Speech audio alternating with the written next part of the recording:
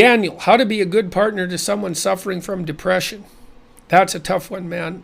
It's very hard to live with someone who's suffering from depression. With helping without enabling and pushing without being too judgmental. Well, again, the devil's in the details. Is the person seeing a counselor? Because if they're depressed, then they need to talk to someone. Have they tried antidepressants? Because if they're depressed, they should try antidepressants. And they should be strongly encouraged to do so, and maybe that encouragement should even border on a demand, because depression is just, it's terrible. It's terrible for the person who's experiencing it, like unutterably terrible. And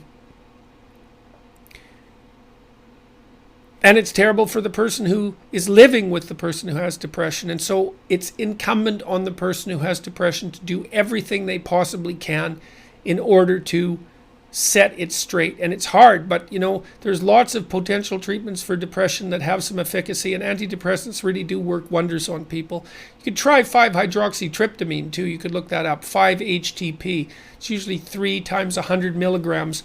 And you can, if you try that, sometimes you can find out if antidepressants will work for you without having to resort to the antidepressants themselves. You can also help the depressed person make a plan in the morning. That can be really useful, or maybe a plan the night before if they're just not in any shape to do it in the morning, to sit down and say, okay, well, you have to get through tomorrow.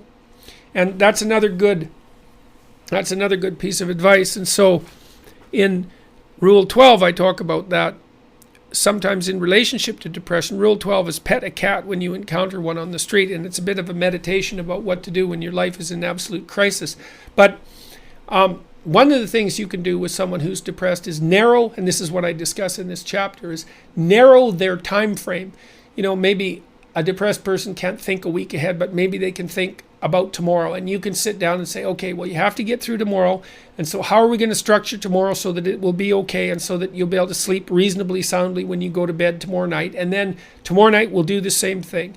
And helping someone come up with a daily plan can be, now they might object and squawk and complain about it, but you should be, I would say, relatively persistent about that. And you can say, look, let's just try it for a week.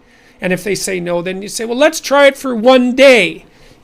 Christ, the person's got to be pretty unreasonable if they, let's plan for 10 minutes just for tomorrow and see if that's helpful. If the person objects, you can keep cutting the magnitude of what you're asking down until you finally get a bit of an agreement from them. But helping someone depressed plan can help a lot.